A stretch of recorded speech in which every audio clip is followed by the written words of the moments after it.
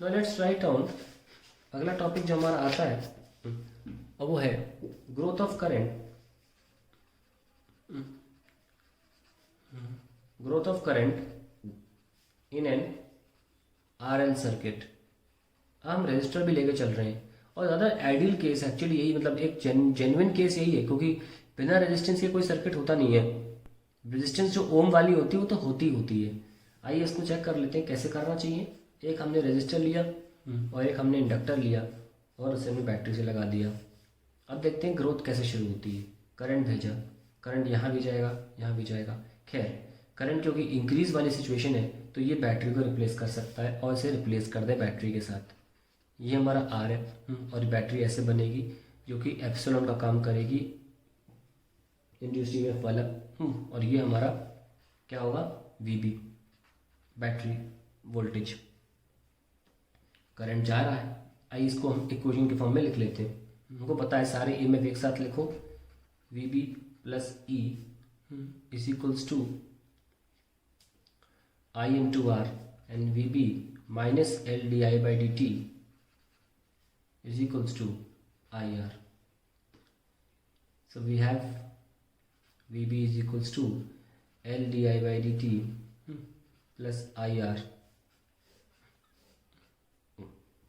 ठीक है ना। अब इसको सॉल्व कैसे करें, हमें तो I निकालना है इसमें से। लेट अस सी, तो इसको हम लिख सकते हैं ऐसे, थोड़ा सा इंटीग्रेशन लगेगा। VB minus IR is equals to L D I by D T और डी आई ऐसे लिख लीजिए इसको, और 1 by L into D T is equals to 1 upon V B minus I R into D I. Okay, तो हमने ऐसा क्यों, देखो वी बी कॉन्स्टेंट है, आर कॉन्स्टेंट है, पर आई को हम जुदा नहीं कर सकते। हम आई को इस इक्वेशन में से अलग नहीं कर सकते। एक्चुअली इन ऐसी इक्वेशंस को पता है क्या बोलते हैं, देखो एक तरफ डिफरेंशियल कोएफिशिएंट है यहाँ पर, मतलब अकेला डी टी डी एक्स इनको डिफरेंशियल कोएफिशिएंट बोला जाता है। ये डिफरेंशियल कोएफिशिएंट ये भी है डी आई, और बीच में इक्वल साइन है, तो हम इनको बोलते हैं डिफरेंशियल इक्वेशन। डिफरेंशियल इक्वेशन बनाने के लिए करना क्या पड़ता है कि मान ली आपकी आई में डिफरेंशियल इक्वेशन है, तो आई वाले सारे टर्म एक तरफ कर लेने चाहिए और टी में सारे तरफ एक तरफ। अगर कोई टर्म टी का नहीं तो कोई भी कांस्टेंट टर्म आप टी के साथ ला सकते हो। अब कोशिश आप कितना ही कर लो, आप आई को वी बी और आर से अलग नहीं कर पाओगे, तो पूरा पूरा उठ के साथ में आ जाएगा। Then ultimately you get an equation called the differential equation and then you integrate the differential equation to get the final answer. ठीक है, इस तरीके से आपकी ये डिफरेंशियल इक्वेशन बन जाती है। Very simple. अब इसको हम अगले पेज पे कंटिन्यू करेंगे। Let's write down 1 upon V B minus I R into D I, zero से कैपिटल आई स्मॉल आई लिख लो, कोई टेंशन नहीं, कुछ भी लिख लो, क्या फ़र्क पड़ता है, into 1 by L into D T. Very simple, let start. हमको पता है कि 1 अपॉन आई का इंटीग्रेशन होता है लॉग आई, है ना, लॉग ऑफ जो भी टर्म यहाँ लिखा हुआ है V B minus I R. Bio वाले स्टूडेंट सुन लीजिए, 1 बाई एक्स की तरह ट्रीट करना, क्योंकि यहाँ स्क्वायर नहीं है। जब तक ये स्क्वायर नहीं है, लीनियर टर्म है, आप इसको 1 बाई एक्स का इंटीग्रेशन मान सकते हो बजाय लॉग आर। और जिसका आप कर रहे हो जिसके रिस्पेक्ट में, उसके आगे जो कोएफिशिएंट है वो यहाँ डिवीजन में आ जाता है, वो होगा माइनस का आर, क्योंकि आई का कोएफिशिएंट है माइनस का आर। जस्ट लाइक एग्जाम्पल देता हूँ आपको मैं, जैसे साइन 2x होता है तो आप क्या लिखते हो, minus cos 2x divide by 2, क्योंकि x के फॉर्म में डिफ्रेंशिएट कर रहे हो और x का कोएफिशिएंट 2 है यहाँ पे। वही मैंने किया, क्योंकि यहाँ पे आई का कोएफिशिएंट माइनस आर तो मैंने उससे डिवाइड कर दिया, और हमें इसको इंटीग्रेट करना है 0 से i के बीच में, और यहाँ पे t बाय एल आ जाएगा सिंपली। नाउ हम वहाँ पे ले जाएं इसको माइनस आर टी को, तो ये थोड़ा सा एरिया जो है अपना खाली हो जाएगा ना, V B minus I R ऐसे 0 से i, और यहाँ पे minus R T by L लिख दीजिए। नाउ हम इसमें i पुट कर लेते हैं और 0 पुट कर लेते हैं। i तो पुट पहले से ही है आई आर, माइनस 0 पुट करेंगे तो उसे वी बी बचेगा, and we have minus RT by L. So we have log of VB minus IR upon VB। ये आपकी minus R T by L equation बन रही है, ठीक है ना, सिंपल है log. Now V B minus I R, ध्यान रखना बेस ई होता है ना, जब भी आप नहीं लिखते हो बेस ई आता है upon V B, I will get E की पावर में minus R T by L. Okay, धीरे धीरे हम चल रहे हैं, आई तक, हमें आई तक पहुंचना है। Then we have V B minus I R is equals to V B battery voltage E minus R T by L, and then V B minus V B E power minus R T by L is equals to I R, and finally we have got the current is equals to V B common ले लीजिए upon R, 1 minus E minus R T by L. आप notice करिए we B by are क्या है, V B by are वो situation है जब circuit में मैक्सिमम करंट होता है, मैक्सिमम करंट, कोई रुकावट नहीं होती सर्किट में, आइडियल सिचुएशन, इंडक्टर कुछ भी नहीं कर रहा, नॉर्मल कॉपर वायर की तरह बिहेव कर रहा है, तो इसलिए हम इस मैक्सिमम करंट को लिख देते हैं I not 1 minus E minus R T by L, and this is how the current will grow. अब अगर आप इसका डायग्राम बनाना चाहते हो, आइए लिख लेते हैं, डायग्राम मतलब ग्राफ।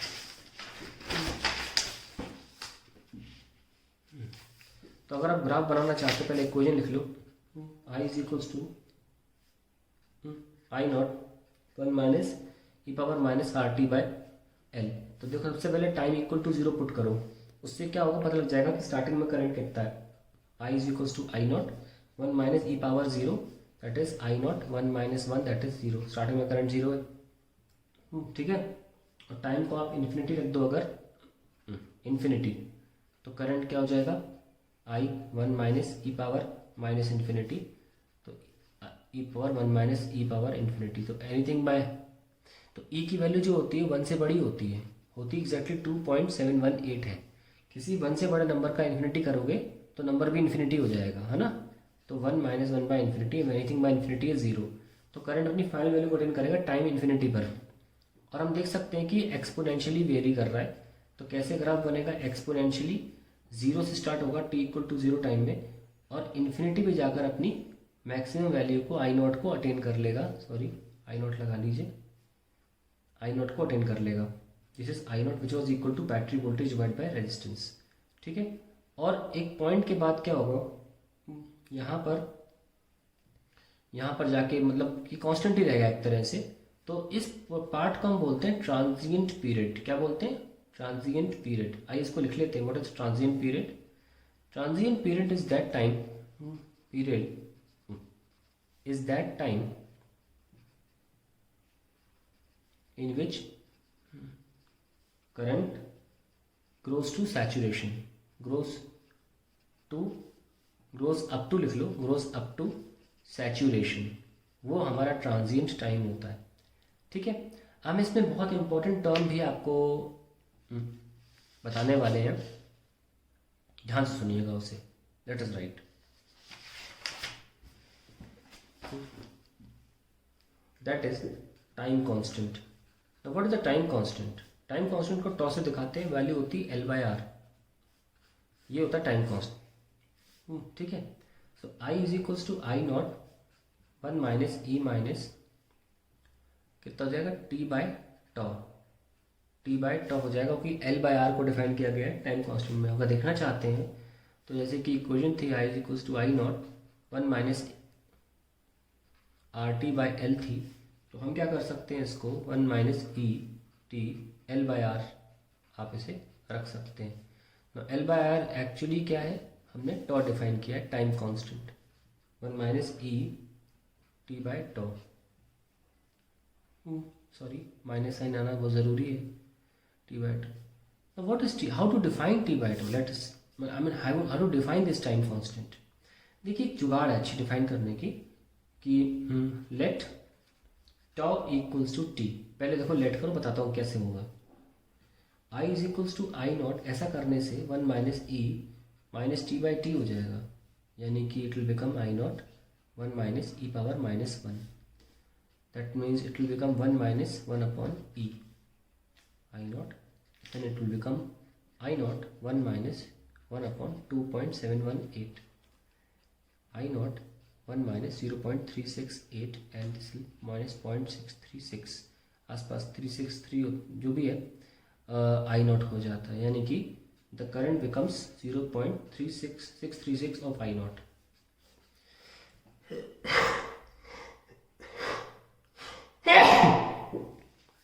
ओके, तो आई आ जाता है, यानी कि हम ये भी कह सकते हैं that the current becomes 63.6% of maximum. Now how to define time constant? ऐसे डिफाइन करेंगे, time constant is that time, तो भी टाइम के बराबर रखा ना मैंने इसको, is that time in which the current grows from 0 to 63.6% of maximum value. ये है आपका टाइम कांस्टेंट की डेफिनेशन। ठीक है, तो हमने इक्वेशन से निकाल दी। Let's understand one more thing कि अगर आप इक्वेशन को देखें, I not 1 minus E minus T by tau, तो नोटिस करेंगे कि अगर आप वैल्यू रखेंगे तो कई बुक्स में भी दिया रहता है कि अगर 5 टाइम्स ऑफ टी भी हो जाए तो करंट ऑलमोस्ट आई नॉट की तरफ चला जाता है। इन्फिनिटी की आवश्यकता नहीं है, 5 टाइम्स भी अगर हो जाए। ग्राफ बनाते हैं, देखो क्या मैं कहना चाह रहा हूँ। ये मान लीजिए हमारा ग्राफ है, तो ये जो है ये टाइम एक्सिस है और ये हमारा करंट एक्सिस है, जिसमें ये वैल्यू आई नॉट है जो कि थी बैटरी वोल्टेज बाय आर। उसमें मान लिया, इसमें मैं टॉ मान लिया। टॉ वो टाइम था जिसमें करंट 0.636 आई नॉट हुआ। उसके बाद 5 टाइम्स टॉ करेंगे, जब मतलब यहाँ कहीं 5 टाइम्स टी हो जाएगा तो वहाँ पे जाकर ऑलमोस्ट अपनी वैल्यू को अटेंड कर लेता है। तो एग्जैक्टली बताओ तो 99.5% अटेंड कर लेता है। जब टी बराबर टॉ बराबर 60 होता है तो 99.75 अटेंड कर लेता है। ऑब्वियसली कभी भी ये जैसे पावर लगा के कभी भी आप ऐसे नहीं ला पाओगे एग्जैक्ट वैल्यू पर, लेकिन हाँ हम 5T को एक इम्पॉर्टेंट जगह देते हैं इस थ्योरी में। ध्यान रखना 5T का महत्व है। तो 5T अल्टीमेटली जाकर ऑब्वियसली मैथमेटिकली तो यही कहा जाता है कि जब T इन्फिनिटी होगा तभी करंट होगा I बराबर आई नॉट, और उसकी वैल्यू होती है VB बाय आर। तो ये ग्राफ खासा इंपॉर्टेंट है, आपको इसकी जानकारी होनी चाहिए, टाइम कांस्टेंट की भी जानकारी होनी चाहिए ना। जैसे कि हमने एक प्रश्न देखा, I बराबर I not 1 minus E power minus T by टॉ।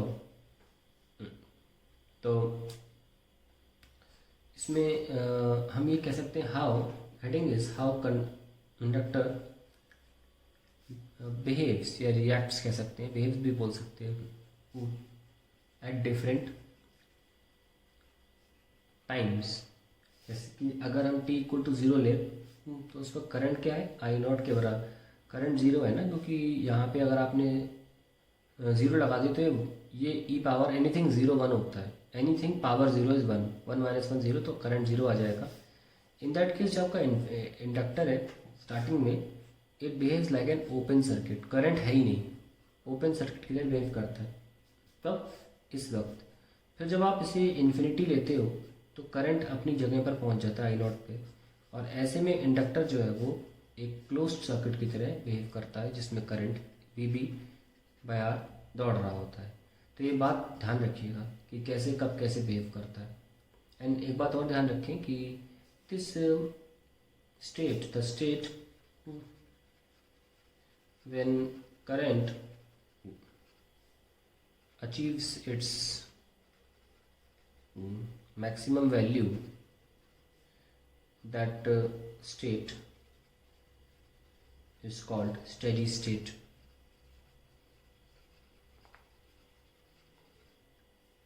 ठीक है।